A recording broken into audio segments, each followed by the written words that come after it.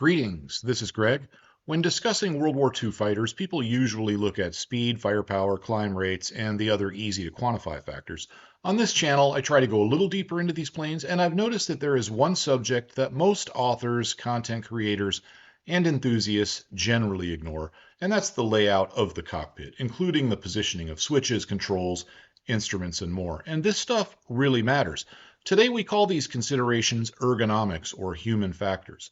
According to the Human Factors and Ergonomics Society, which is a real thing, these concerns first emerged during World War II.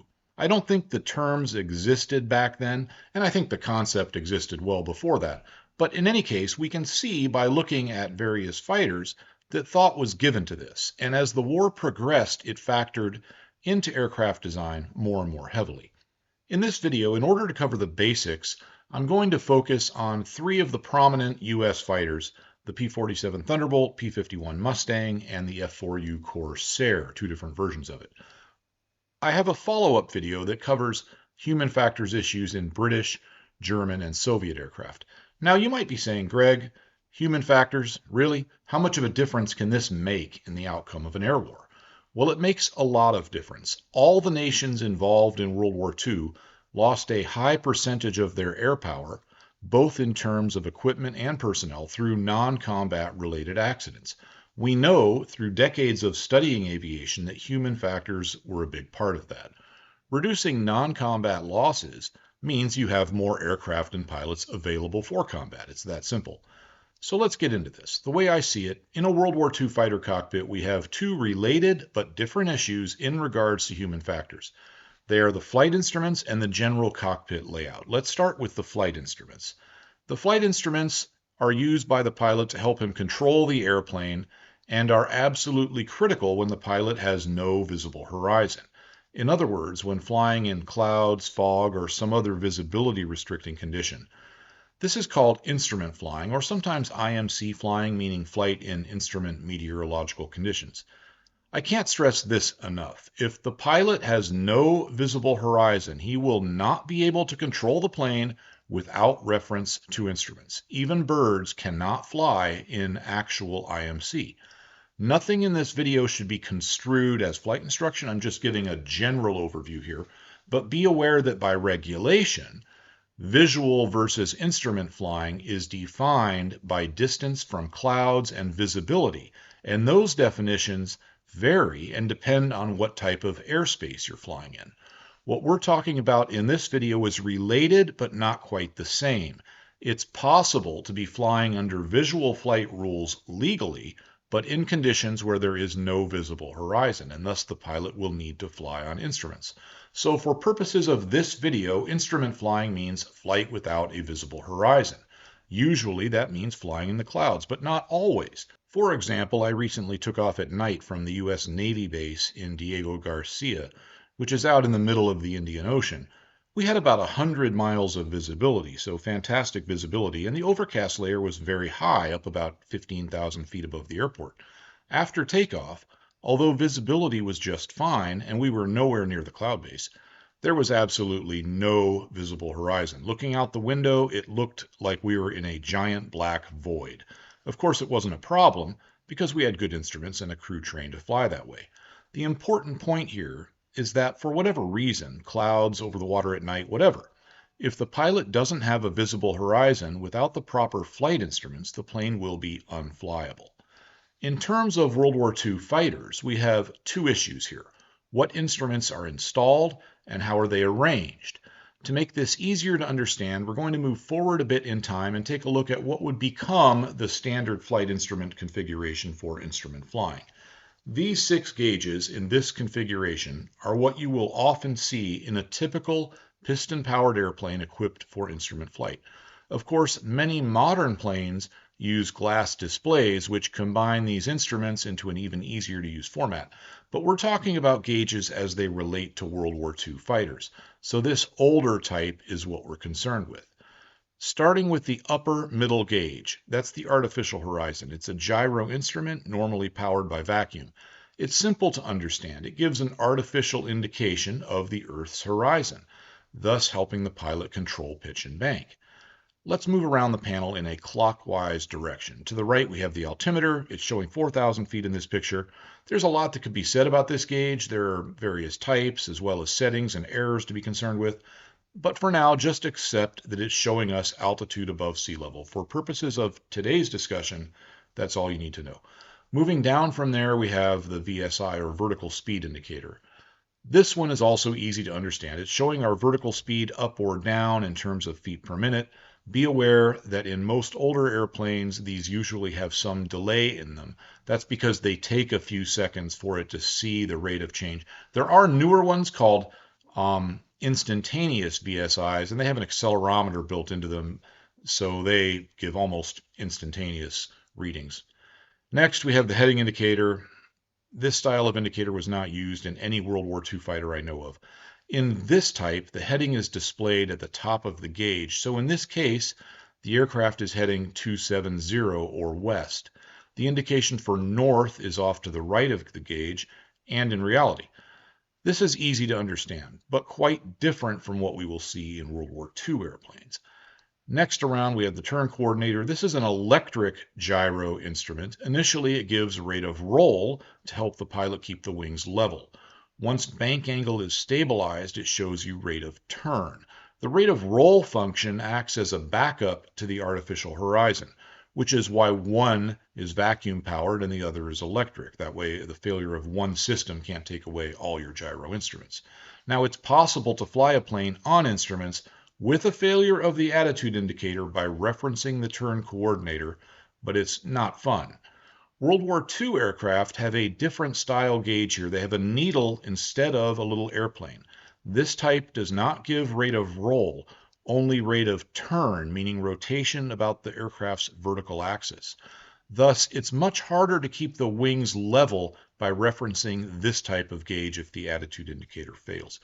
Of course, both types typically incorporate the inclinometer, aka the ball for slip skid information. Last, we have the airspeed indicator, which, like the altimeter, is subject to all sorts of variables, but for now, all that matters is it gives you indicated airspeed. Now, to mentally put all of this information together while flying on instruments, the pilot has to scan all of these gauges constantly. Different pilots use different scan patterns. Some use this scan pattern, which is called a rectangular cross-check. Personally, I find this one very difficult to use, and in some airplanes like the Corsair-1 or Thunderbolt, I think it would be incredibly tough to use because of the gauge layouts in those airplanes.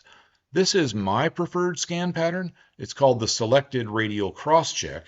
This is the best scan pattern, and that's a hill I'll die on.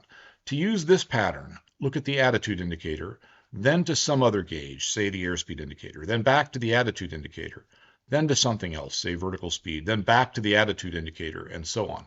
Always coming back to the attitude indicator between looking at the other gauges. The exact pattern used will depend a bit on your phase of flight. You're going to focus more on your primary gauges, and just which gauges are primary depends on the phase of flight. For example, which gauges do you think are primary for pitch and bank if in straight and level flight? And pause if you need to think about that for a moment. So what gauges are primary for pitch and bank in straight and level flight? Well, if you're an instrument-rated pilot, you likely know the answer because they ask questions like this on the instrument pilot written test you had to pass.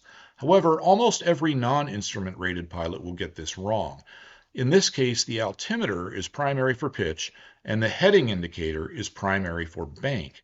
The way to think of this is whatever you're holding constant is primary. Everything else is supporting.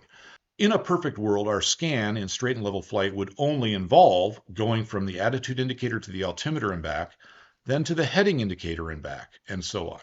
In this perfect world, we could ignore the other gauges. In reality, we have to include those other gauges in the scan to catch possible instrument failures. For example, if the altimeter needle gets stuck and you don't look at the other gauges, you might be in a descent and not catch it until it's too late. If you are doing a proper scan, looking at the other gauges, you'll probably notice that the VSI shows a descent, but the altimeter is stationary. You then know one of those two gauges has failed, either the altimeter or the VSI. Next, you would check the airspeed indicator. If you see that the plane is sped up, you know you're in a descent and the altimeter has failed. One more example. Let's say you're flying a constant airspeed climb at 100 knots. What are your primary gauges? Well, of course, you're holding heading and airspeed constant. So the answer is heading indicator and airspeed indicator. Right from the beginning of instrument flight, you will find these 6 gauges in the plane. Jimmy Doolittle was a true pioneer of instrument flying, and in 1929, he flew this plane. It's a U.S. Navy Husky biplane trainer, and he flew it in a blind flying demonstration. They didn't call it instrument flying back then. He took off, flew around for 15 minutes, and landed, all without being able to see outside the airplane, and he was the first one to do this.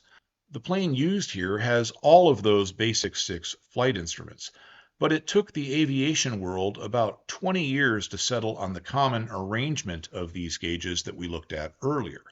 This is the instrument panel of the Husky used in this flight. The gyro horizon is down low and to the left, but the other gauges are in a somewhat familiar layout.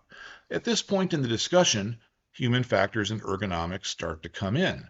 There just wasn't a lot of thought on where to put the instruments in World War II fighters, or into the cockpit layout in general in a lot of cases. As an example of a less than ideal instrument placement, we're going to look at the P-47D Thunderbolt, specifically D, 30, 35, and 40 throughout this video. Earlier D models had slightly different arrangements. This is an image from DCS because as far as I can tell, there is not a single P-47 Thunderbolt in the world with the cockpit still in its World War II configuration. Even the Thunderbolts at the U.S. Air Force Museum in Dayton have been altered a little bit. The cockpit pictures of Thunderbolts during the war are few in number and of low quality, hence using DCS is our best way forward. Right away, you notice not only are the flight instruments not in the standard arrangement, they're scattered all over the instrument panel. Try to scan by starting at the artificial horizon, then go to the altimeter, then back. Now go to the heading indicator, and back. The arrangement of the flight instruments in the P-47 is kind of a mess. Also notice that the heading indicator, often called a directional gyro, is an old drum type. A modern heading indicator looks like this. It gives the pilot not only the current heading, but a pictorial representation of the compass rose. For example, this plane is on a heading of 258 degrees. If we need to turn to 210, it's easy to see that we need a left turn. If we hear over the radio that an enemy aircraft is coming at us at a bearing of 040 from our current position, we can easily see that's about 5 o'clock. Now, let's look at the older drum type, which was commonly used on the U.S. World War II fighters. In this case, we're on a heading of 192 degrees. Let's say we want to turn to a heading of 165 degrees. Which direction do we turn? Pause for a moment if you need to think about it. Well, it's a left turn because the drum is stationary and the plane revolves around it. Thus, you turn opposite of where you see the desired heading. It's even more confusing when you need to turn to a heading you can't see or visualize where a reported enemy is. Right now you get a radio message saying you have enemies coming your way bearing 310. Do you know where to look? 3 o'clock, 5 o'clock, 8 o'clock? You can figure it out, but how long will it take? The drum type directional gyro isn't too good from a human factors standpoint, but it was very common in World War II fighters. To further complicate this, in most planes, including the P-47, the gyro precesses. That means it drifts off its heading constantly. In the modern day, the maximum allowable amount is 3 degrees every 15 minutes. I suspect in World War II fighters, it was much, much more than that. That means every few minutes or so, you have to adjust it based on the magnetic compass. And that's more difficult than it sounds because to get an accurate reading on the magnetic compass, you have to be in smooth air, level and unaccelerated flight. The compass is a ball floating in a fluid, and it bounces all over the place in the P-47. Let's hop into a Thunderbolt D40 via the DCS simulation. You can tell right away this is a D40 because it has the armament panel below the instrument panel, and that was a real improvement when that came along. We're going to get to a heading of 360 and hold our altitude at 2,000 feet. Then we will start a climb to climb up through this cloud layer. We'll climb up to 6,000 feet and stabilize our climb at 200 miles per hour. Now, When I do that, I'm going to want to increase power to 2700 RPM and 52 inches. So I'll have to divide my attention between the flight instruments and the engine instruments. And the time to start looking at your flight instruments is before you actually get into the clouds, because you want to make sure they're working, and it also helps to get your scan going. So right about now, I'll increase RPM to 2700, and then I'll start to increase power to 52 inches. I overshot a little bit there on manifold pressure, went to 57, 58 maybe. But I got it right back to 52 inches, so no harm done. And now that the engine is stabilized, all the temps look okay, I really want to focus on my flight instruments. So I'm going to start my scan by looking at the attitude indicator and then the heading indicator, then the attitude indicator, vertical speed, make sure we're climbing, attitude indicator, airspeed, make sure it's decreasing, and it is, and so on. Now in World War II, most instrument flying in the Thunderbolt would be climbing or descending through clouds. It would not be typical to do an entire long flight in the clouds. So what we're doing here is kind of representative of World War II fighter instrument flying. So we've noticed our airspeed is stabilized at about 200 miles per hour, so I'm adjusting pitch to keep it right there. And at this point, I can continue with my scan and focus on the primary instruments, attitude indicator, heading indicator, or I should be calling that a directional gyro maybe, but whatever. Attitude indicator, airspeed indicator, and so on. And as we exit the clouds, of course, we need to watch for other aircraft, enemy or friendly. And that's true in civilian flying too. You could have a collision when you come out of the clouds. That would be bad. So at this point, almost seems like more work for me when I come out of clouds, because now I've got to stay on the gauges because I have to keep flying accurately. I've got to stay on my heading. I've got to hold the airspeed right there to continue the climb. And now I've also got to look around for traffic. At this point, even though we're out of the clouds, I still need to be looking at the gauges because I need to level off here at 6,000 feet, and there's no way to do that accurately without looking at the gauges.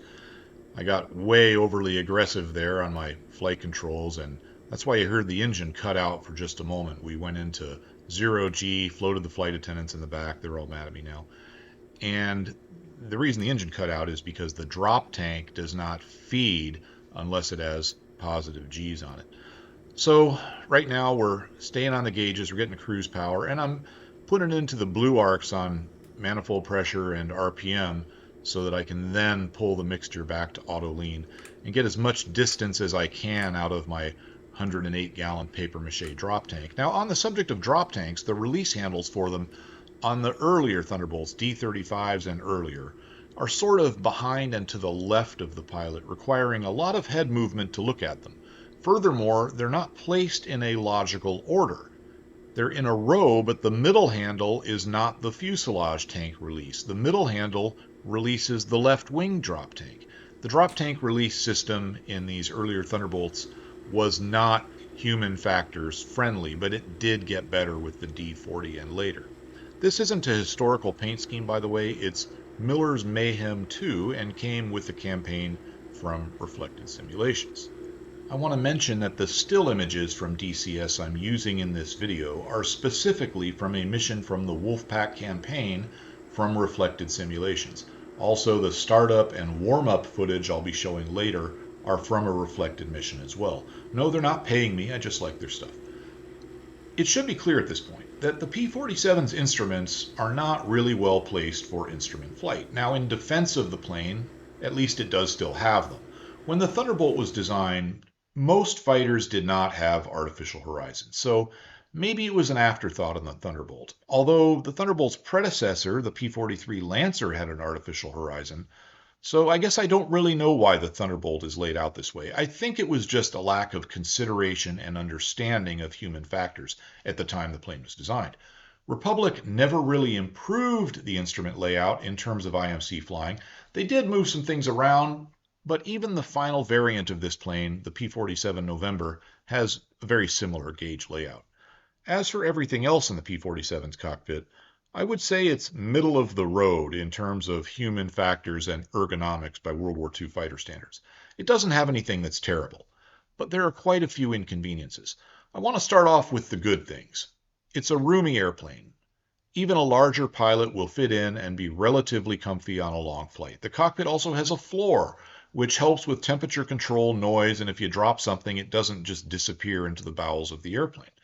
As a side note, the Thunderbolt's turbo supercharging system quiets it down in flight, especially when the turbo is in use. In short, by World War II fighter standards, the Thunderbolt cockpit is a pretty nice place to be on a long flight. In addition to comfort, the Thunderbolt was packed with all the convenience and safety features of the day, and it was not typical to find all of this stuff in one airplane. These features include a tail wheel lock, a parking brake, a heater, ventilation, a defroster for the windscreen. All of these things make life easier and nicer for the pilot. You would be amazed at how many World War II fighters in the European theater didn't have heaters or defrosters, and that would cause problems for those planes. The bubble top Thunderbolts also have a canopy that can be opened and closed manually or electrically. The bubble top also gives great visibility. All Thunderbolts from the D-15, which is a Razorback, and later have a jettison feature for the cockpit, or for the canopy, I should say, making bailouts easier. Now for the bad. The cockpit layout had a lot of room for improvement. It wasn't terrible by 1941 or even 1942 standards, but certainly by late in the war, there were quite a few airplanes that were much better in this regard. A lot of the Thunderbolt's controls are awkwardly placed. For example, the controls for fuel tank selection are mounted very low and to the left of the pilot seat. That means if the pilot needs to look at them, he will need to take his eyes pretty far off the gauges, which, if during instrument flight, matters. There's an entire chapter in the Pilot's Handbook of Aeronautical Knowledge on aeromedical factors. A large part of this discusses the way your body perceives its own orientation and movement through space. Part of the way your body does this has to do with your inner ear. Now, when flying in IMC, your eyes can't detect movement because everything you can see, meaning your airplane, is moving along with you. There is no relative movement to see. However, your inner ear is still trying to do its thing. Now, if your head is perfectly still, okay. But rapid head movements get the fluids in your ear moving. The problem is that when your head stops moving, the fluids are still sloshing around in there. Normally, no big deal. Your eyes tell your brain what's up, and this isn't a problem. Although, if you spin yourself around and around, the fluid could get moving so much that even with the data from your eyes, your brain can't quite compensate. That's what causes you to get dizzy on some children's rides. By the way, I'm obviously giving a very non-medical summary here, but this is the gist of how this stuff works. And you can go read the chapter for yourself if you desire a deeper understanding of this stuff, or feel I just didn't go into it enough. So why does all of this matter in terms of the cockpit layout? Well, it's because every time you move your head during instrument flight, especially for newer instrument pilots, it causes a little bit of spatial disorientation. Now, this can be overcome by focusing on the flight instruments, but you still want to avoid it. So during instrument flying in the clouds, pilots generally don't like to make large or rapid head movements that take their eyes off the gauges for longer than necessary. There is no way to avoid all of the illusions that affect pilots in flight, but avoiding rapid head movements is on the list of factors that can minimize it.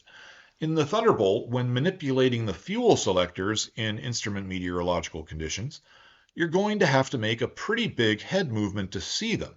And it's going to be rapid because you want to get your eyes to the fuel selector, change your fuel tank, and then get it back to the gauges as quickly as possible. It's not only the fuel selectors. The P-47 has quite a lot of stuff that requires the pilot to look around and to look up or down.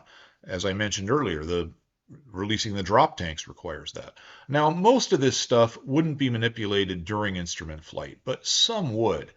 Keep in mind that mismanagement of the fuel selectors, or the drop tanks for that matter, can cause the engine to cut out. So although they can be operated by feel, normally pilots would look at them. I should say that U.S. Army Air Force pilots in World War II were required to demonstrate that they could find and manipulate every cockpit control correctly while blindfolded. So in theory, they shouldn't have to look down. However, the reality is that they would still want to visually check things, especially things that could cause your engine to quit over water or over enemy territory. Plus, wartime considerations often prevented pilots from gaining full cockpit familiarity before heading off into battle. Sometimes new planes or new variants of planes they were flying showed up and the squadron had little time to learn about them. When Hub Zemke's group received P-51 Mustangs, they had no practice in them at all. Semke famously said, "We will learn to fly them on the way to the target." In the Thunderbolt, there are a lot of things the pilot needs to turn his head to look at. The flaps fall into this category. The flap handle has 3 positions: up, neutral, and down. The flaps will drive to the full up position if the handle is left up, and full down if the handle is down.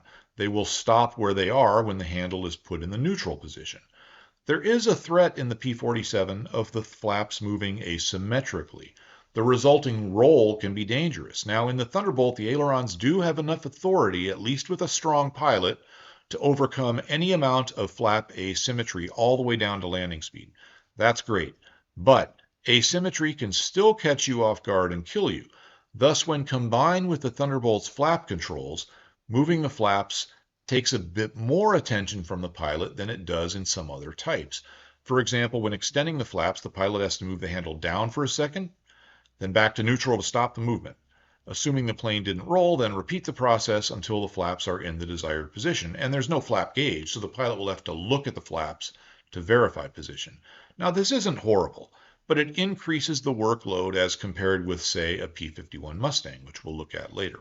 A lot of the switches in the Thunderbolt cockpit are on side panels mounted vertically, making them hard to see and read. As the switches for various items are often of identical type, it's easy to grab the wrong one. Again, this isn't terrible. Nothing in the Thunderbolt is really all that bad, but it's not great. Furthermore, and this is a theme with U.S. aircraft, sometimes switches are not where you think they should be. For example, we have oil cooler and intercooler shutter indications, and we have to manipulate those shutters in the plane. These are the position indicators. The switches that control those shutters are just forward of the indicators, but they're reversed, meaning the upper switch moves the intercooler shutters and the lower one moves the oil cooler shutters. By the way, these position indicators are chain driven. The amount of mechanical engineering in this plane is incredible. I never would have believed these would be mechanical, let alone chain driven, but they are. I saw this for myself at a museum in Colorado Springs. Let's run through a startup, which will give you an idea of where everything is located. My flow pattern for startup in the DCS simulation is a lot like what the U.S. Army Air Force taught. It's basically a left to right flow. However, sharp observers may notice one major deviation I do in simulation that I certainly would not do in the real airplane. See if you catch it. As we walk up to the airplane, it's important to notice the condition of it. I see the flaps are down. It's carrying dual 108-gallon paper mache drop tanks. The wheels aren't chocked. Good to know.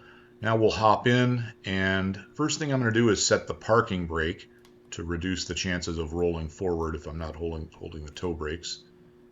There we go. Parking brake set. Now I'm going to start my flow on the left side of the airplane and go around to the right. So flap handle looks good. Gear handle's down, very important. Fuel selector to the main tank. I'll switch to the drop tanks once we're in the air. Throttle cracked forward just a little bit. Prop lever all the way forward. I'm going to turn these 3 lighting rheostats all the way up. And I'm going to set the throttle friction lock all the way tight and then back it off a bit, just personal preference. I got to zoom in here to look at this panel to make sure I don't get the wrong switch. And I want to turn on the generator switch. That's very important. Up on the glare shield, okay, check the dive flaps. I don't need those.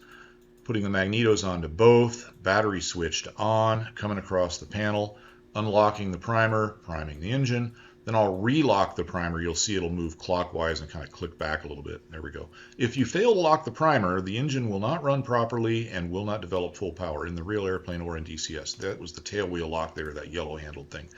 Now we're going to come up to the starter switch, and I'm going to go to engage to seat the brushes, and then go to energize. Well, I guess I messed that up. I didn't go to engage first. It's still going to work. So it's in the energized position right now, and in just a moment I'll move it up to engage. There we go. Motor's cranking over. As soon as it fires, I will move the mixture to auto rich.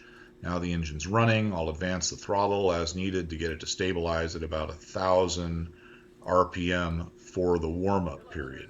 So that should give you a pretty good idea of how the cockpit is laid out. And there's a lot of this looking over into this area, which is kind of awkward when you're doing instrument flight. Now here I'm going to set my cooling shutters, intercooler and oil cooler to the desired positions. Remember, these switches are backwards of what you would think. The upper one moves the lower indicator, and the lower one moves the upper indicator. I set it up with the oil cooler shutters all the way open, intercooler to neutral. for most operations. Now we're just going to taxi out. Remember, we've got the tail wheel locked, but the plane will taxi fine that way, unless it's very heavily loaded, in which case it won't. I'm sure some of you noticed the big deviation from correct procedure during my engine start. I primed the engine after turning on the mags and battery. Normally, you would not do that in a real airplane, but it speeds up my flow in the simulation. At this point, you should have a pretty good idea about how the P-47 is in terms of human factors.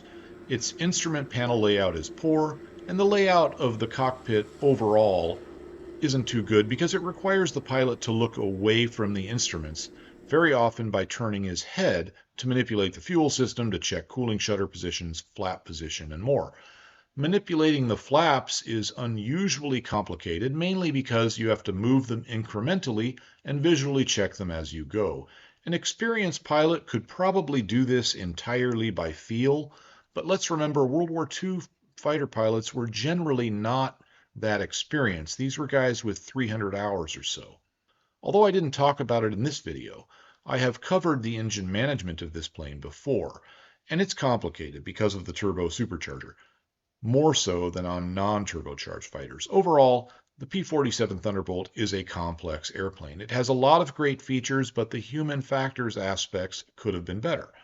For example, let's look at a later D-model P-51 Mustang. The Mustang has all the nice features common in U.S. aircraft, like a parking brake, a heater, defroster. In terms of comfort and convenience, it's much like the P-47. Let's take a look inside. Right away, I'm sure you notice the big improvement in instrument layout. First of all, you have the basic 6 flight instruments all grouped together. Furthermore, North American put a big yellow line there to make it very clear where the flight instruments are. Of course, the instruments are not in what would become the standard arrangement, but by World War II standards, close enough. Remember that standard arrangement we talked about earlier didn't become standard until way after the war. That came in around the time of the second generation jet fighters, like this F4 Phantom. You can see that most of the gauges here are in that standard format, except that there is no turn coordinator. Instead, it has a backup attitude indicator in a different location. That's super common in jet aircraft, and there is a reason for it, but I don't want to get this video too far off track. Back to our P-51. This is a P-51 D25, which was a later variant. Earlier Mustangs were a little different than this, but were all pretty good. They kept improving the cockpit over time, and this was the final European theater wartime configuration. Not only are the gauges well located, but the plane has a remote indicating compass instead of the usual magnetic compass. This is far superior for 2 reasons. First, the actual compass part is out in the wingtip, so it's as far as possible from any magnetic or electrical interference coming from the plane itself. In a Thunderbolt, or most other planes, you have to add or subtract some number to get the actual magnetic reading off of the compass, and it's usually a degree or 2, sometimes 3. Second, the remote indicating compass, since it's not just a ball floating in a liquid, doesn't bounce around in turbulence, making it much easier to use. Now, it will be off if the plane isn't in something close to level flight. Too much bank, too much pitch, it won't read correctly when turning. So you have to keep that in mind. That's the reason we still have a gyro-operated heading indicator, or directional gyro, among our flight instruments in this airplane. When in turns, you'll use the directional gyro. Keep this in mind in the next video when we talk about the German airplanes. This is going to matter for those planes. Note that the remote compass also has 2 needles. The thin one points to your heading. The fat needle can be rotated to set your desired heading. This is very handy, so much so that almost every modern airplane has something similar, usually called a heading bug. At this point, I should mention that if you like this type of content, you might want to subscribe, and please consider joining my Patreon. It's inexpensive. The lowest tier is only $1, and my highest tier is only $5, well below where most others start. Patreon supporters get early access to videos like this one. It also gets you access to all the manuals I use in creation of these videos, including some that are pretty hard to find, and most everything there can be downloaded as well. Back to our P-51, the rest of the cockpit is an improvement over the P-47. It's not perfect. This is still a World War II airplane, but it's pretty good. The fuel selector is much better. First of all, there's only one, so that simplifies things. Second, it's in a forward position, making it easier to see. The only oddity with it, and thanks to Juice from the Air Warfare Group channel and Bogey Dope from his channel for pointing this out to me, the drop tank positions at the top are reversed. The right position feeds from the left tank and vice versa. I had not noticed that before, but I've only flown this plane twice in the DCS simulation. I do plan to fly it in the Debden Eagles campaign, which is the main reason I bought it. Back to our topic. The fuel shutoff valve is a separate lever right next to the fuel selector. I like that because it means it's unlikely a Mustang pilot could accidentally shut off fuel to the engine via manipulation of the fuel selector, which you could do in a Thunderbolt. The flap handle in the Mustang is to the left of the pilot, pretty far aft. If you want 20 degrees of flaps, you put the handle to 20 degrees. So in that regard, it's very simple. You may recall that the P-47 has a lockable tail wheel, which is great, but to lock it, you have to let go of the control stick with your right hand. That's not great if you need to lock it as you're rolling down the runway. Of course, you shouldn't be in that situation, but low-time pilots in wartime means that what should happen and what does are not always the same thing. The Mustang doesn't have a truly lockable tail wheel, but it does have a steerable tail wheel, and the steering is engaged by holding the stick all the way back. This makes taxiing relatively easy, and overall the Mustang is pretty easy to take off and land. So is the Thunderbolt if you remembered to lock that tail wheel. The Mustang's fuel gauges leave something to be desired. The wing tank gauges are in the floor, one on each side, and the fuselage tank gauge is in a terrible spot behind the pilot. This is only going to be a problem during instrument flying, so it's not a huge issue.